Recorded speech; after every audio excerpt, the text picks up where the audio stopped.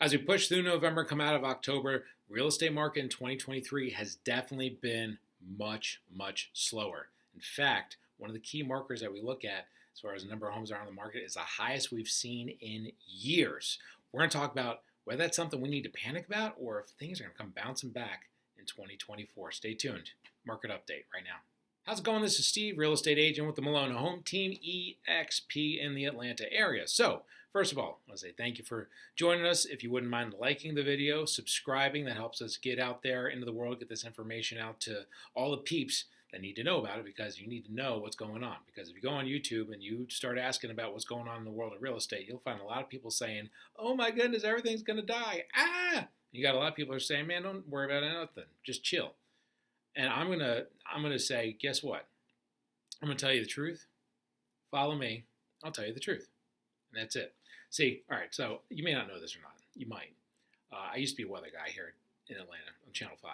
Okay. Yes, you can look it up. I had longer hair and stood in front of a green screen, and that's what I did for a living for like a long time. And we used to get in trouble because we wouldn't hype it like crazy. Because some of the people, 3 channels down from us, and I'm not going to say the number 2 to say what channel it was, but they made a lot of money off of scaring the crap out of people. Okay, yeah, I'll say it. So that being said, we don't do that. We never did that. We just said we're going to shoot you straight, watch us every night, and that's what I'm going to do real estate wise. So we're going to break it down and talk about what happened in October into November, what it means going forward. Okay, so when we break this down, okay, because I want to show you the stats, because we talk about it all the time. I'm a nerd when it comes to this stuff. I'm a dork when it comes to looking at numbers, and looking at the numbers, that's where the truth is. Okay, and we're not going to spin it. I'm just going to give you the numbers. I'm going to tell you my thoughts, and then you can tell me if I'm wrong. Comments are below. Those are for you, man. But I'll give you the quick and dirty. Then we'll dive into the numbers, and I'll give you what I think. Quick and dirty is it's been a very slow market. Okay, the high interest rates have really slowed the market down. Okay, this is nationwide. This is going to be the slowest year that we've seen since 2008. Okay, everybody remembers what happened in 2008. Now, if I told you that in the beginning of the year, we're going to do exactly the number of houses we did this year as we did in 2008, what would you think? You'd think, oh my goodness, my home prices are going to go down 25%, and that would be wrong, because back in 2008, not only did you have very few sales, you had a whole bunch of homes on the market. We don't have that this time. Okay, you also had lending that was out of control back then. Okay, it was a lending crash and catastrophe that brought the whole system down. Okay, this time the lenders are a lot better about things. Okay, so that being said, we got a lot of homes on the market. Folks have a lot of equity in those homes, so everything is very stable. Okay, we're just not selling houses because people don't want to sell because of the rates. But we're starting to get a look at the fact that rates may start coming down. Some of the harbingers that we're looking at, some of the canaries in the gold mine, are starting to pop up. They're saying, here we go. Here come the rates. They're going to start falling down as we head towards the end of the year, beginning of next year. So break down the numbers. Then we'll come back here, put a bow on it, and talk about what's going to happen next. All right, let's dive into the numbers. So see what happened as we came out of October into November, because the market is definitely changing right now. Not necessarily anything to be alarmed by. It is a seasonal change. Things are slowing down, but it's not like it was last year. There are still some things I have us saying, that's interesting, but I think on the whole, we're in a good spot going forward. We're going to break down all the numbers. First, the stats from the FMLS going forward. Okay, so here's all the stats.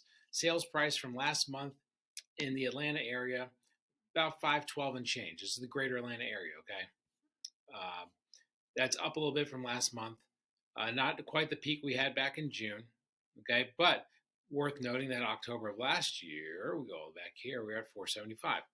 About 7% higher than it was this time last year. So, despite the fact that we had that big drop last year, all the craziness last year, everybody's freaking out last year, guess what? Market is still growing on the order of something like 7%. We said at the beginning of the year. This year, we're going to go up in value 5 to 10%. And that's kind of where we are. It's where we've been all year. So, that's the good news. We are going up. Okay, let's take a look at some other things. New listings, not as many new listings as we saw earlier in the year, but it's staying consistent. So for that reason, homes for sale continue to go up because we're adding listings and we're actually closing at a slower rate. So homes for sale going up because New listings are flat. Closed sales are down. Okay, last month we had 4,057. That's the lowest since we saw since February. Okay, pending sales also down 3798. That's the lowest that we've seen since back in January, December timeframe. Okay, again, it's seasonal. This is what we see. Things start slowing down. Okay, you see, the interesting thing is last October we had 4,000 pending sales. We have 3798 right now. Last October we had 4601 closed sales. Last month we had 4057. It's definitely a slower market this fall than we saw last fall. I was really hoping that a little bit more excitement about the economy, things like that, would get people out. Really not materializing. It's slow, but it's not leading to a big drop in prices or anything. We're seeing some of the houses that if it's priced right, looks the part, and it's the right area, it's screaming off the market still. Okay, days on market right around 28. The big number I want you to look at is the month's supply. Okay, this is the number where if we don't add any more homes to the market and we sell everything on the market at the rate that we've been selling at. Okay, so everything on the market we sell it the way we've been having it, we don't add anything else. There you go. How long is it going to take to get rid of everything? Sell everything. Okay. Last month we're saying 2.6. Okay, that's obviously the highest number we've seen in a year. And the reality is, you look back 3 years, it's the highest number we saw last October at 2.4. You got to go all the way back to May of 2020 when we were at 2.6, when everybody was stuck in their houses, staring at their walls and kind of getting tired of it. So if you look at 5 years, though, this is what I want you to look at. So, I mean, you can look at this 2.6 and you can say, holy cow, the seller's market's coming to an end. It's about to be a buyer's market. Let's go back. Okay, here's your May 2020, 2.6. It was 2.8 in April. Okay, but before the pandemic, we were in the mid twos to low threes, and we'll go back even further than that. Back to 2018, twos to threes. These were all sellers markets. Now, these are not obscene, crazy, wild, wacky sellers markets like we saw back in 2021, 2022, but they are sellers markets, okay? Those are markets where sellers get the deals, okay? Buyers still have some play in this market, but the sellers are really kind of driving it, okay? That's the market we're in right now, okay? So that being said, can a buyer get a good deal right now? Yes, because it's seasonality. A lot of the buyers are leaving. A lot of sellers need to sell their home. It's going to change in spring, okay? Percentage of list price, we're sitting right at about 99.1, okay? Percentage of original price, 97.6. Dollar volume that we did last month, not that this matters, but just for poops and giggles, $2 billion worth of real estate was sold last month. Okay, so nutshell that. What does it mean? October's kind of slow because this time of year is kind of slow, and nothing is really in there. The one thing, the month supply is kind of interesting. That's the highest that we've seen since the pandemic. Okay? It's the highest we've seen since the pandemic. That's going to change once you get into spring. It's going to go back down, and you're going to go up, go back down. We're in seasonality right now, which is great. But things are looking up, and we're going to go through all these really fast because I don't want to drag this down a little bit. The thing that has been driving the world of real estate this year has been mortgage rates. Here's a look at the 30-year fixed. This is off of Mortgage News Daily. Love this website. Love all the stuff they put out. Right now, we're sitting right around 7.45-ish. Okay, we had the big drop a couple weeks ago. We got all the way up to 8.03. That was the top of the roller coaster. I think we're going to start coming down from here. Okay, this is the climb up. This is going to be the climb back down. Okay, but I think the worst is behind us. Okay, why do I think the worst is behind us? Mortgage rates are driven by what's going on in the economy. The Feds are they're kind of mirroring what's going on in the economy, and the Feds have been raising their Fed funds rate. That's the rate their banks lend money to each other. Okay, it's the Fed funds rate. They're not necessarily one-to-one married to mortgage rates, but the Fed funds rate kind of lets you know where the economy is. Mortgage rates are kind of a reflection of where the economy is. And the reality is the Feds kept raising their rates because A, inflation was out of control, and B, unemployment was too low. There were too many people employed, which is a great thing, except for mortgage rates are going to go up because it's good economic news. We say it all the time. Good economic news is bad for mortgage rates. Bad economic news is great for mortgage rates. Okay, go back to the pandemic. We shut down the country, forced everybody to live inside their houses. Guess what happened? Interest rates went down to 2%. Okay, that's what happened. The economy like completely shut down. They did that to keep the economy floating. Once the economy bounces back, then we've got to bring those rates back up to mirror that, to try and bring everything into equilibrium.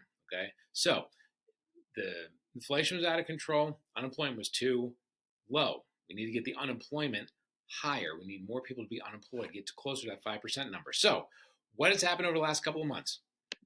First off, well, I'm sorry, go here first. Mortgage rates.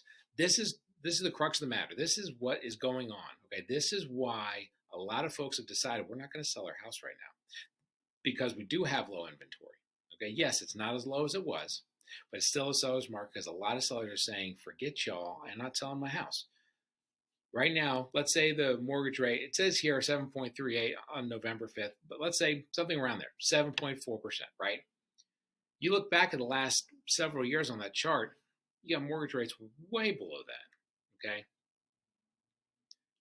A lot of folks either refied during that time frame, bought during that time frame.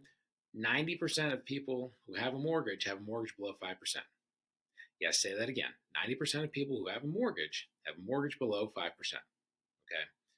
So everybody's talking about, oh, well, it was worse back in the 70s, worse back in the 80s. I completely agree. But if I've got, and I personally have an interest rate right around 3% on my house, I'm not going anywhere. You have to throw another zero on that check to get me to move out of my house because I'm not doing 7.5% for another house. A lot of folks aren't moving right now. Okay. We need to get the mortgage rates to move. To get the mortgage rates to move and go down, we need for the feds to chill out and start bringing the Fed funds rate down as a reflection of what's going on in the economy. So, what's going on? Unemployment. Here we go. Unemployment, 3.9%. That's still a great unemployment rate. Okay, it's below 5%, but it is up from when it was 3.4% earlier this year, 3.5%. So, I mean, we were in the low to mid threes. We're coming back up to 3.9. That is, again, it's bad news if you want to have a job. It's good news for mortgage rates. It's good news for the feds who are slowing down all the work that they're doing to really slow the economy down. You kind of don't want them to get involved. Let the economy do its thing. Okay, but they do have to put brakes on it to stop things because the inflation was out of control. But the unemployment being 3.9% and going up to 3.9% this month is a good thing. And the hope is, and all the numbers are trending, that that's going to continue. Maybe we get unemployment rate 4% coming up next month. We'll see how it all plays out. That's going to be the first Friday after Thanksgiving. The other thing, unemployment, inflation. Inflation was flat in October from the prior month. Core CPI hits a 2-year low. CPI is the consumer price index. That's basically it's the measure of inflation, for lack of a better term. And it's the best inflation numbers that we've seen in 2 years. That's great. So you combine those two things, and all of a sudden the feds are starting to change their tune. This is the Fed Watch tool. I got this off of the name of the website is cmegroup.com. There's a really great lender that I follow. His name is Dan Frio on YouTube, and he posts all the stuff every day. I follow him all the time. So this is really cool. This is based on what some of the folks that work at the Fed are saying and what their thoughts are about what's going to happen. And normally what happens is it tells you there's different percentages of what they think is going to happen at the next meeting. Okay, there's like a slight percent chance it might go up, slight percent chance it might go down. This is the first time, I've been watching this for months, and I pulled this up today. This is the first time I've ever seen a 100% chance right now that in December when the Feds meet, the rates aren't going anywhere. They're going to keep the Fed funds rate in that 525 to 550 range, okay? What do you need to know about that? That just means that the Feds are cool with not going up anymore, and they know it's too early to bring their rates down. That's a great place for the economy to be. Look at January. What are they going to do in January? Still a 100% likelihood that they're not going to do anything to the rates. We have to go all the way to May before they move the rates. In theory, they're going to move it down. That's the first time that you start to have a better chance of the rates going down than staying put is May. We'll see if that works out. If it's going to be May or be June. But the important thing is nowhere on any of these does it show that there's any percentage chance that they're going to raise the rates. So, I mean, I would put real good money on the fact that when we get into when we get into like December, January, March, we're not going to see the rates go up. We're done. Rates are going to go down. I'm sorry. I said this was a little higher. This is slightly higher. This was a little higher a couple days ago. They're basically running neck and neck. Definitely by June, we're going to see that rate get down to 500 to 525, and maybe let's future cast all the way out to December. As of right now, look at this. The best chance as you go into December of next year is going to be 425 to 450. Okay, what does that mean for you? Okay, what that means for you is the Feds bring that back. That's going to bring that interest rate that drives a lot of our credit card payments, things like that.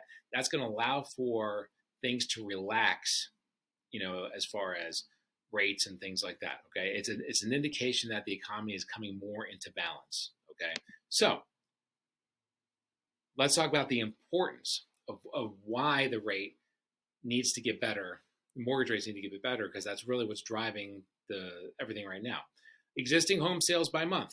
This is 2021, 2022, 2023. So the grays are 2021. You see how many, a whole bunch. Last year, every month of last year, you see the light blues was lower every month. And then this year, every month of this year, this is national numbers, every month of this year was lower than last year. Okay. What does that mean?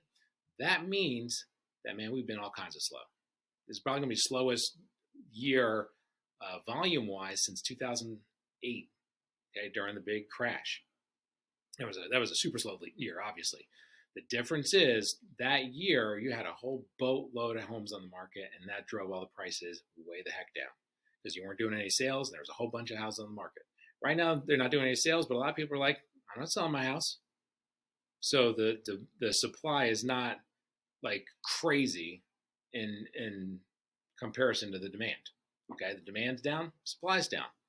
That's keeping our home prices in check, okay? The importance, and this last slide I'm going to leave you with, this is the importance of why you should buy a house if you are not an owner right now. If you're renting, you're watching things, you're freaking out, you're like, why is it? Okay. And at the end of the day, because as a real estate agent, I mean, I'm guilty of this, we don't talk about the importance of owning a home from a practical standpoint of building your net worth, okay? The gap in net worth is widening between renters and homeowners. So the net worth of renters back in 2010, $5,400 on average. Homeowners, $187,000 on average. So the gap was 181.6. Right now, renters, their net worth is 10.4 on average. Again, that's average, okay?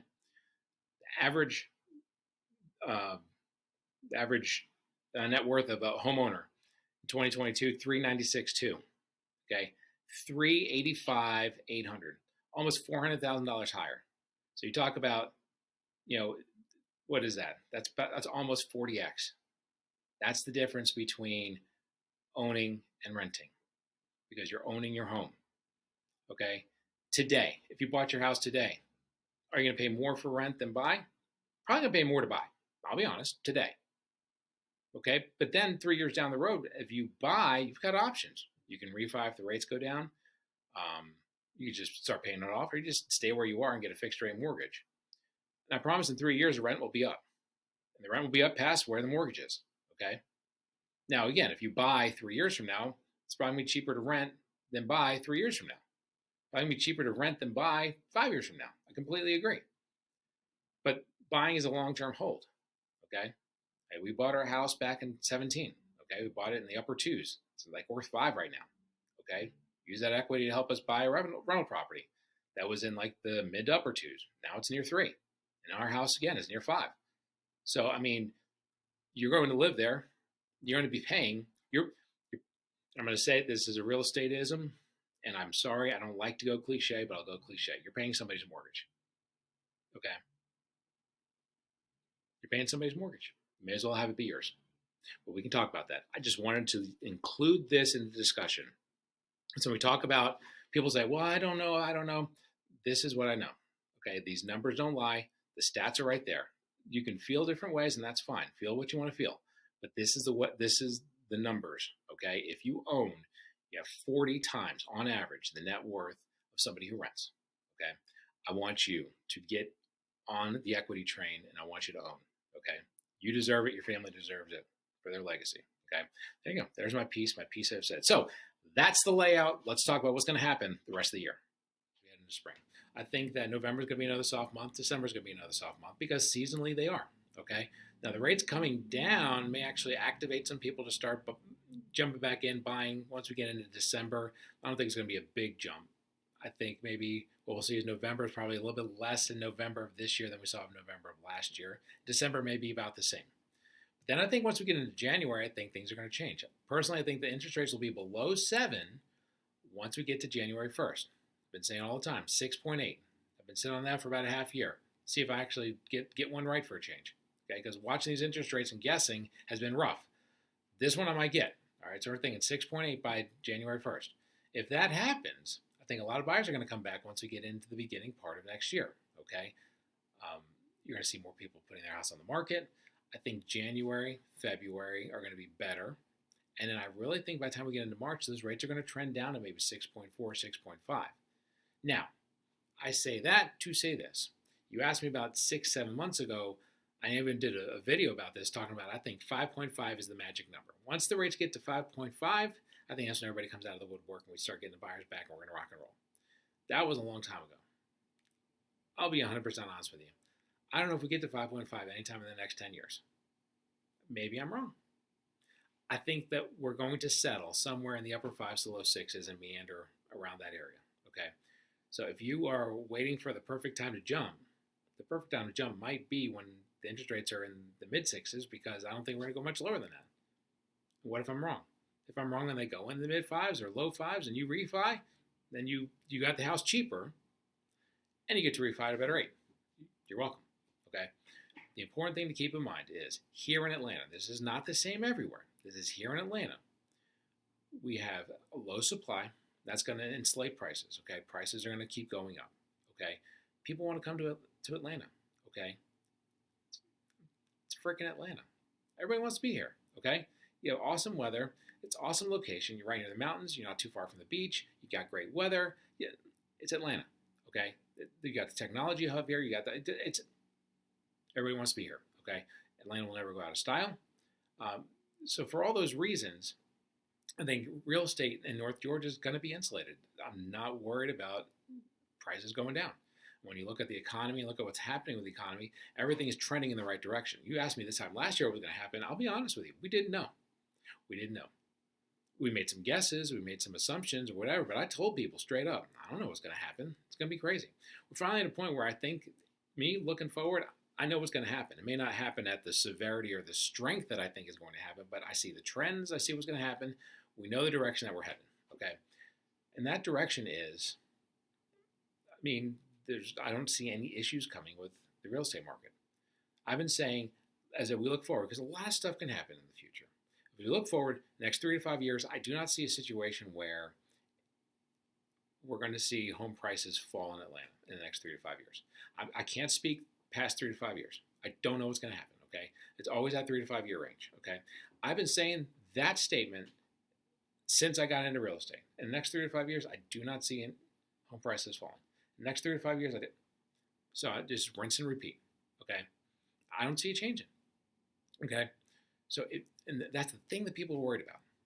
People are worried about buying a house that's going to go down in value. People worry about buying a house. The houses aren't going to go down in value. The houses go down in value. Do you know how many investors are sitting there ready to buy them? There's a $400,000 house, and all of a sudden they want to sell, but they can't sell $400,000. Do you think it's going to go to $325,000? It's going to go to $380,000, and somebody's going to grab it. Okay, because there are investors that want to get these houses, and they want to rent them out. Okay, so where we are right now, I just think there's so much insulation right now. Grab the house, get your piece of pie, where refi won't get down the road. Things are looking up. Again, 3 to 5 years from now, I make no promises, and could be wrong. Ask my wife. 21 years of marriage, I've been wrong plenty. Okay, but to me, this is as safe of a investment as you can make. Is buying a house. Okay. Yes, it's going to cost you some money. Yes, it's more expensive today to buy than it would be to rent today. But you rent a place for 3 years, you buy a place for 3 years. I promise you, in 3 years, not only will the rent be higher than the mortgage would be by then, but you also have a boatload of equity. Okay? If it's your time to rent, it's your time to rent. And I always say that. And it's the last thing I'll leave you with. It doesn't always make sense to buy. But for your long-term future, for your family, for your legacy, you have to own. It's the best way to build wealth for your family and for your generations. Okay? So there you go. There's my piece I've said. We're looking forward. Again, it's going to be slow next couple months, but hang in there because things are going to improve in the spring, and we're going to be here for you the whole way. If you have questions about what that means for you, if you're looking to buy, when's the best time? If you're looking to sell, when's the best time? Anything else? 470-233-4409. Email is below. This is Steve, Malone Home Team, EXP. Don't forget to like, subscribe. Appreciate you.